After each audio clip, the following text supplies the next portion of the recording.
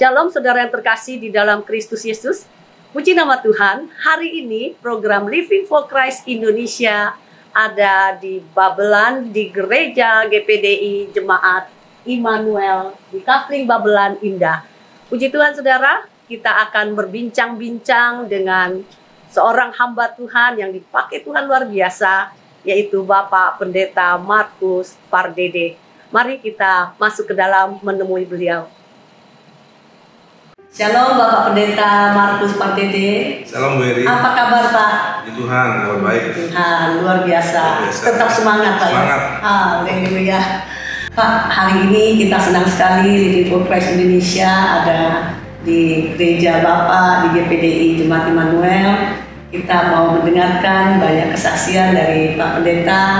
Mungkin Bapak bisa menceritakan bagaimana pertama kali Bapak oleh Tuhan panggil untuk melayani, visi misi apa yang Tuhan bisa taruhkan di hati Bapak? Saya Pendeta Markus Pardede melayani Tuhan di desa atau Kelurahan Kebale, Kecamatan Babelan, Kabupaten Bekasi sejak tahun 2003 bersama istri saya, Sandang Huta Barat. Dan Tuhan karunia anak 5, 3 laki-laki, 2 perempuan. Dan saya memang punya kerinduan anak-anak Tuhan, umat Tuhan bisa beribadah kepada Tuhan, punya tempat yang layak, dan kami bisa beribadah dengan nyaman. Di Tuhan lah, di daerah ini kami diterima oleh masyarakat di daerah ini. Kami bisa membangun satu tempat untuk kita beribadah.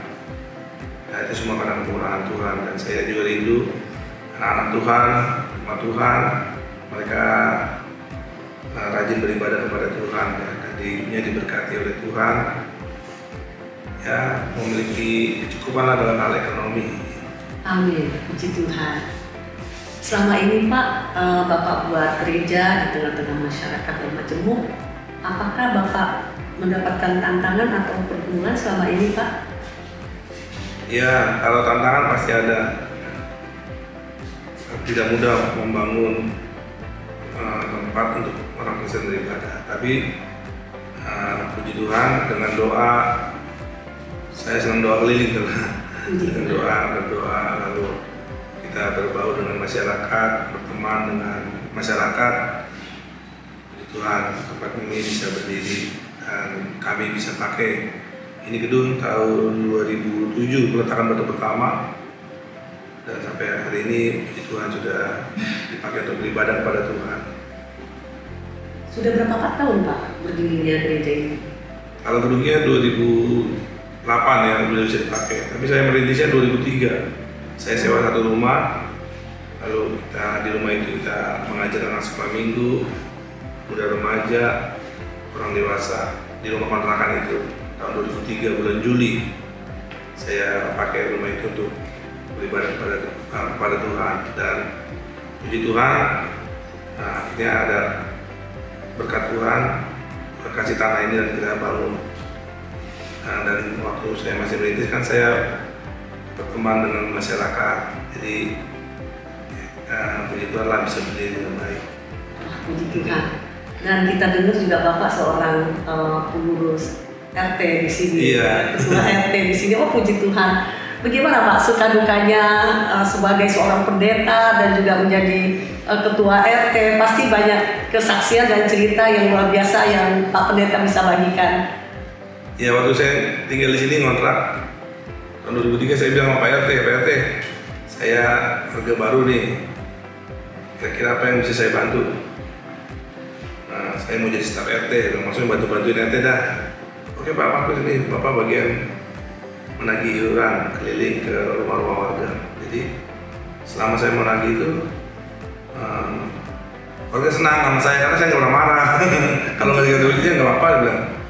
Nah, lama-lama pas ada pemekaran pemilihan ketua RT, pemekaran lingkungan, warga ya karena senang sama saya, udah Pak Markus aja jadi RT baik orangnya. Ya puji Tuhan, tahun 2007 itu sampai sekarang 2022, itu udah 15 tahun jadi RT. Wow, luar biasa. Iya. Dan saya pengen menjadi RT yang baik, makanya amin. Ya saya dulu Pak Markus aja jadi RT, tidak apa-apa. Jadi dan Saya juga dulu kan jalanan ini masih dari tanah, lingkungannya masih kumuh lah, jalanan tanah, lalu banyak orang main judi. Saya pendekatan supaya tidak melakukan perjudian, lalu jalan-jalan yang masih tanah kita ajukan ke pemerintah supaya dibangun, dan puji Tuhan ya, jalan udah bagus, nggak ada lagi rumah judi di sini, ada perubahan sedikit. Puji Tuhan. Wah, ini ya Pak ya, terbukti bahwa memang kita sebagai anak Tuhan harus menjadi terang dan garam di tengah-tengah masyarakat. Mungkin banyak hal yang bisa menjadi kesaksian buat warga sekitar, bisa melihat seorang pendeta jadi RT dan menjadi berkat buat mereka merasa nyaman. Wah, maju terus Pak, semangat Pak untuk menjadi pengurus RT. Kita doakan nanti ke tingkat yang lebih tinggi. Amin. Nah, sini kan banyak tanah kosong dulu Bu. Ya. Saya lihat cocoknya pisang, dan banyak akhirnya kita tanamin pohon-pohon pisang kepok. Lalu saya bilang sama jemaat, kita bikin keripik pisang gitu lah. Sama warga juga yang muslim, saya bilang bikin keripik pisang, nanti aku bantu jualin keluar. Karena saya kan melihat teman-teman pendeta, kalau ada pertemuan pendeta-pendeta saya bawa tuh jualan ini dari jemaat yang kami layani, supaya jemaat juga kan ekonominya ada masuk lah, ada kasihan kalau mereka kekurangan dana ya, makan minum. Jadi saya bantu jualin. Jadi kalau ada pertemuan pendeta-pendeta, saya paling sering bawa keripik pisang. Jadi saya juga dapat untungnya juga buat bantu pelayanan saya, karena saya kan buka PAUD, sekolah yang ya murah lah, kita baca terhitung, lalu kita ada guru juga satu.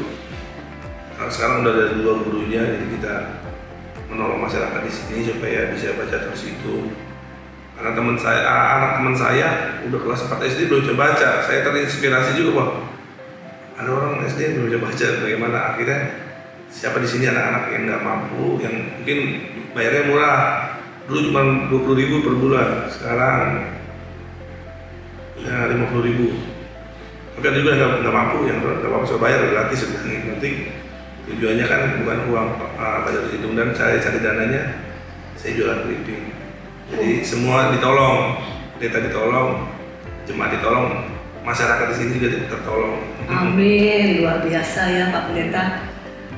Ini membantu ekonomi daripada jemaat dan juga masyarakat di sekitar ya, bukan hanya jemaat gereja, tapi semua terbantu dengan ada ide-ide cemerlang, ide-ide usaha dari Pak Pendeta, di mana lihat tanah kosong bisa dibudidayakan di sana. Oh, jadi terang dunia, garam dunia. Amin, amin. Kalau saya jadi rasa Maria murah hati, saya suka lihat kalau di sini, aku udah datangin juga tuh. Kalau saya tanya-tanya ada nggak yang nggak mampu beras makan kan, datang kita bawa beras.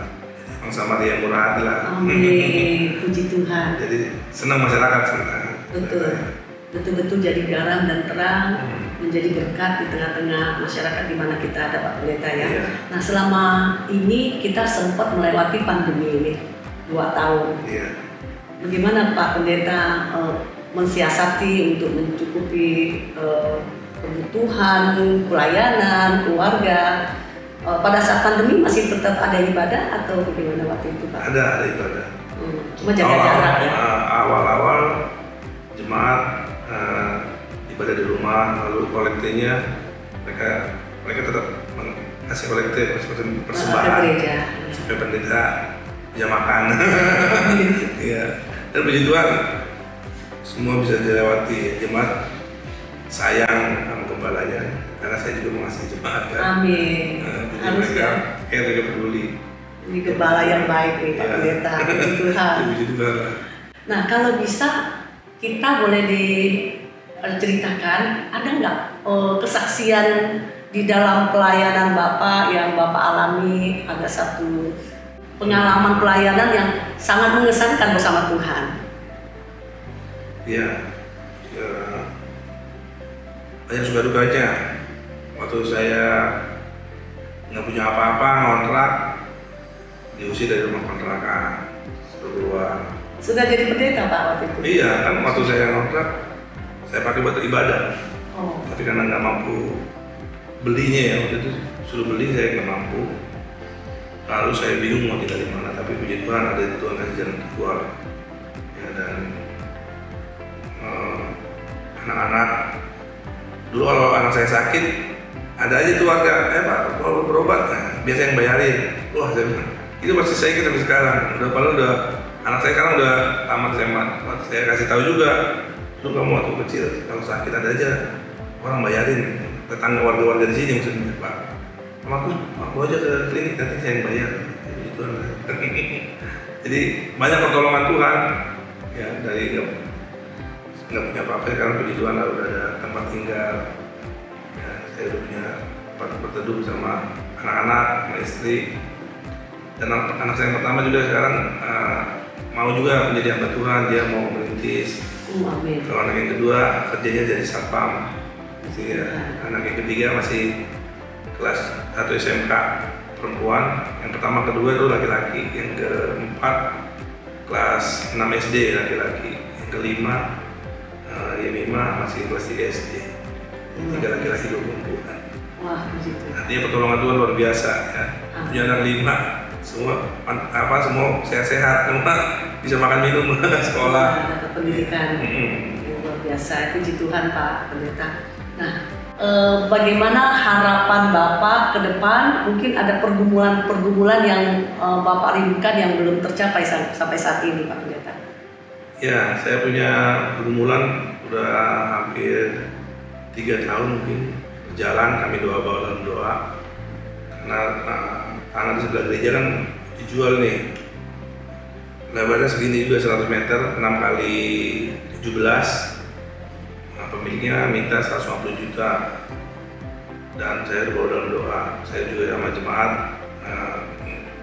mengajak mereka berdoa juga, karena memang kalau ibadah udah penuh, udah pakai kursi plastik, kita tambahin kursi plastik ya, jadi kita kan rindu supaya gerejanya di lebar lah, menampung banyak jiwa, karena kan saya senang jadi penjala manusia.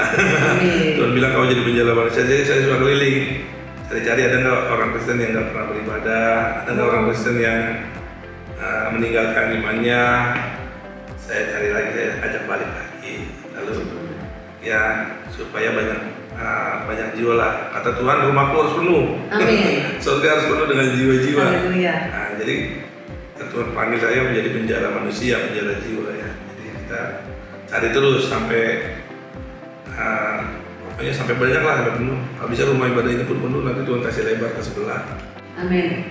Kita percaya bahwa kerinduan Bapak Tuhan pasti dengar lewat doa-doa, dan kita percaya bahwa pekerjaan Tuhan harus diperluas. Amin. Sampai ke ujung bumi kata Tuhan. Haleluya. Dan saya juga pengen sebenarnya punya kerinduan teman-teman hamba Tuhan ya di seluruh Indonesia ini biar menjadi terang dunia, menjadi garam dunia, menjadi berkat buat lingkungan masyarakat sekitarnya. Lalu menjadi orang Samaria yang murah hati. Kalau ada tetangga kita yang, saya bilang sama jemaat, kalau cari dan lihat, saya bilang, kalau ada tetangga kalian yang kelaparan, kasih beras 2 liter, 1 liter, atau saya juga mau kasih, saya bilang mungkin 1 liter, 2 liter. Kita harus jadi orang Samaria yang murah hati, yang nolong orang, suka nolong orang. Amin. Nah itu penting. Kita memberikan makan buat orang lain, kita sudah memberikan makan buat Tuhan Yesus ya Pak. Iya. Puji Tuhan. Pokoknya jemaat harus punya hati seperti itu juga. Amin. Kalau cuma pendeta doang kan kelamaan nih pengabaran Injilnya. Jadi jemaat harus mengabarkan Injil juga. Tapi caranya ya jadi terang dunia, garam dunia, jadi orang Samaria yang murah. Amin. Dan jangan lupa doa keliling. Iya, bukan pendetanya saja, seluruh jemaat harus menjadi terang Tuhan. Ya, amin. Terima kasih Pak Pendeta, Pak Markus, Pak Dede yang sudah memberikan banyak cerita dan kesaksian yang menguatkan buat kita semua, dan kita percaya Tuhan pasti menolong dan memberkati pelayanan Bapak dan keluarga Bapak. Amin. Terima kasih Pak. Saudara, puji nama Tuhan, kita sudah mendengarkan banyak kesaksian dan Bapak Pendeta Markus Pardede sudah membagikan banyak cerita yang luar biasa, kesaksian yang luar biasa yang sangat memberkati. Dan saudara bisa melihat di layar saudara ada rekening bank dari hambanya. Dan saudara yang sudah tergerak digerakin oleh Tuhan untuk mendukung, mensupport pelayanan dari Bapak Pendeta Pardede, saudara bisa mentransfer persembahan kasih saudara ke rekening yang tertera di bawah ini. Demikian program Living for Christ Indonesia. Puji nama Tuhan. Jangan lupa saudara untuk subscribe, like and share dan komen ya. Puji nama Tuhan, kita terus mendukung pelayanan amanah daripada Tuhan Yesus Kristus. Terima kasih, Tuhan Yesus memberkati. Salam. Shalom.